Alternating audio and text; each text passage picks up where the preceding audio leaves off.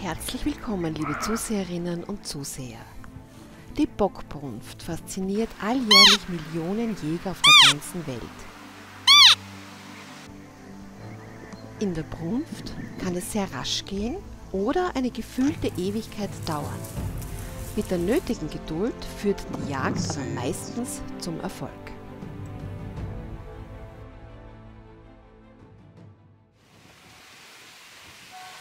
Es ist frisch. Wieder auf denselben Rehbock von gestern, auf den Feldern im schönen Österreich. Und ja, wir versuchen heute unser Glück. Wir müssen einmal schauen, wo er die Geiß treibt.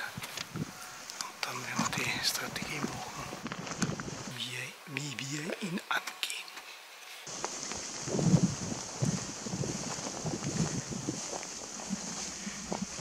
Wir machen das so, da praktisch gegen den Hintergrund, dass man so auf den Birschen da so ungefähr. Also da kannst du nicht drauf so schießen, nicht schwierig. Die Jäger pirschten also auf einen Rehbock, den sie schon lange kannten und am Vorabend beinahe erlegen konnten. Sie wussten, dass der Bock zwischen einem Luzernenfeld, einem Wald und einem großen Maisfeld seine Geißen hatte. Auf das Platten reagierte er bis dato noch nicht.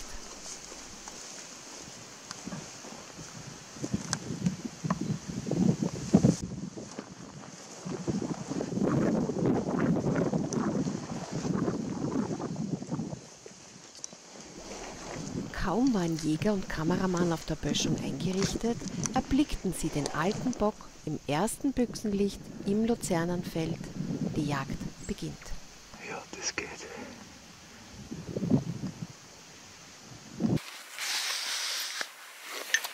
jetzt spielt die Faust. Das ist die Art, die du mir beschrieben hast.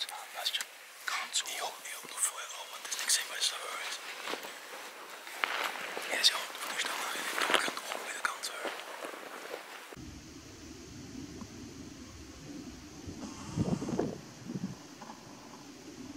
Der geht zur Gast zurück vielleicht. Ja, da kann man auch einschießen. Ah, das kann man auch nicht einschießen. Ja, da sind ein paar Fleckel drin und musst schauen. Ja, es waren zwar ab und zu Stellen, wo die Luzerne niedriger war, aber dass der Bock gerade an diesen Stellen verhoffen würde, war ein frommer Wunsch. Geh mal drauf auf den Bock, da sind immer wieder so Flecken drin.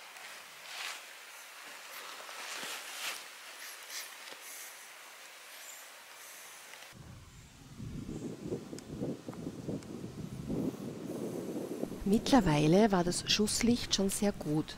Der Bock stand aber nach wie vor mitten im hohen Luzernenfeld. Ohne dass ihn einer seiner Geißen zum Treiben motivieren würde, schien die Chance auf Jagderfolg gering zu sein.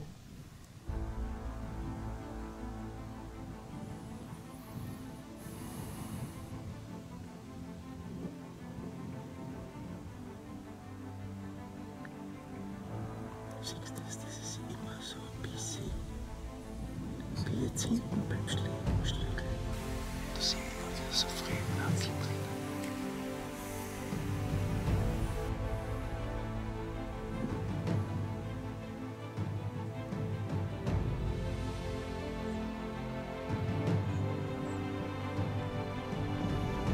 Plötzlich Bewegung im Feld.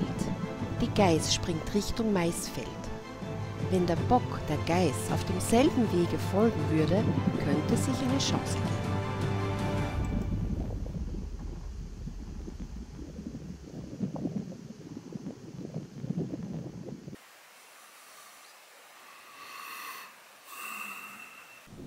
Doch was macht der Bock? Er äste ruhig im hohen Feld weiter und stellte die Jäger auf eine harte Geduldsprobe.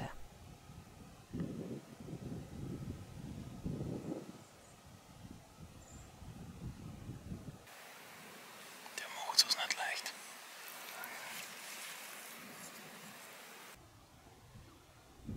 Eine weitere Geiß war scheinbar der Grund, warum der Bock im Feld blieb. Irgendwann würde das Treiben wieder beginnen. Das war so, nach links rausgegangen. Ja, das sind wir rausgegangen, ja. Das war perfekt.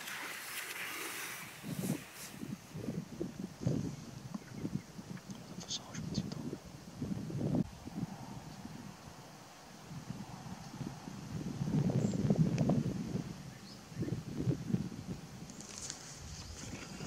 Der Bock ist nicht motiviert. Der geht jetzt mal hinaus. Der Bock ist nicht motiviert.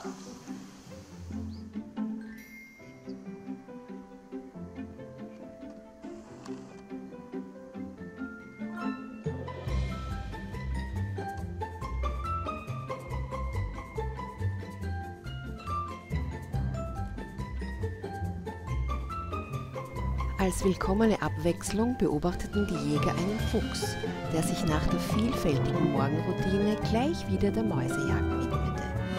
Das Niederwild war alarmiert und vorsichtig.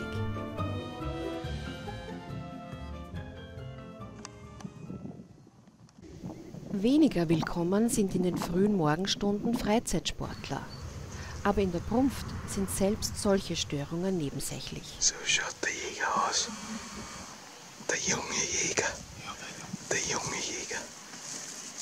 Wenn er nach einer Stunde mit dem Bauch auf dem Stand, das tut weh. Ja. Ich sage euch eines. Die Generation nach mir, wegen ein bisschen auf dem Stein liegen und ein bisschen auf dem Bauch liegen, machen schon schlapp. Das machen die 100 Kilo aus. Ja, genau. Das schaut aus.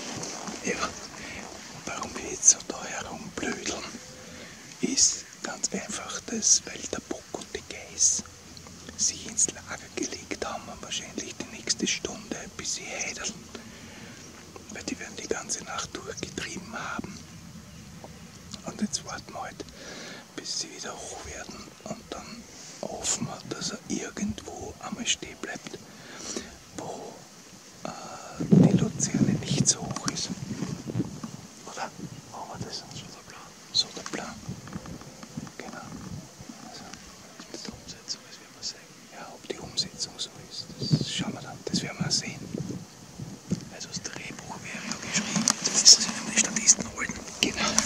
Das Drehbuch, das hätten wir. Aber wie immer, die Natur. Okay. Ja, das Personal ist ein Junge. Das Personal. Ein Horror. Na? Nein, kannst nicht. Keine Chance.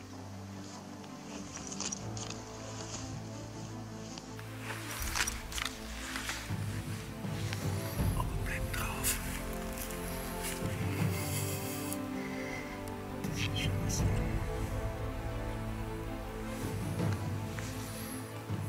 Die nächsten paar Meter, da kannst du echt was tun. Der Bock war hoch geworden und so kam wieder Spannung in die Jagd. Ob der Bock nun endlich zu einer der niedrigen Stellen im Feld ziehen würde oder gar die Geiß auf das freie Feld treiben, wer weiß. So oder so, auf eine dieser Gelegenheiten mussten die Jäger hoffen.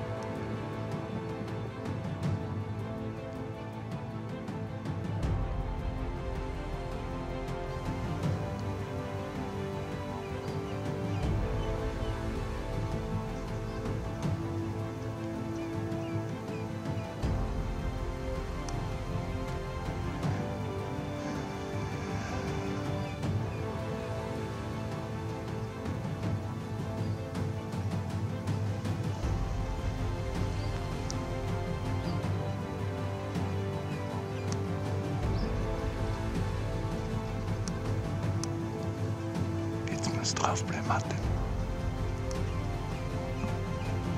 Kommt raus.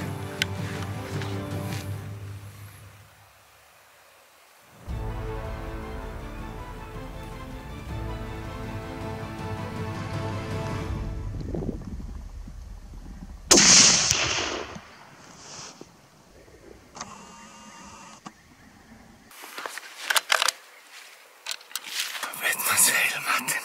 Weidmannsdang. Schau, die Gas steht niemand. Alter Schwede. Das war eine Wahnsinnsjagd.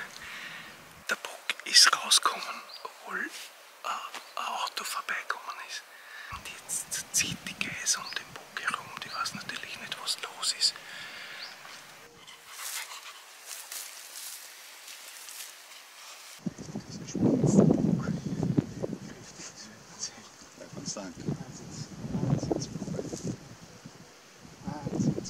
Die Geduld der Jäger wurde belohnt. Nach 2 Stunden war die aufregende Jagd zu Ende. Die Geiß hatte den alten und zurückgesetzten Bock auf das freie Feld gelockt. Weidmannsheil und bis zum nächsten Mal.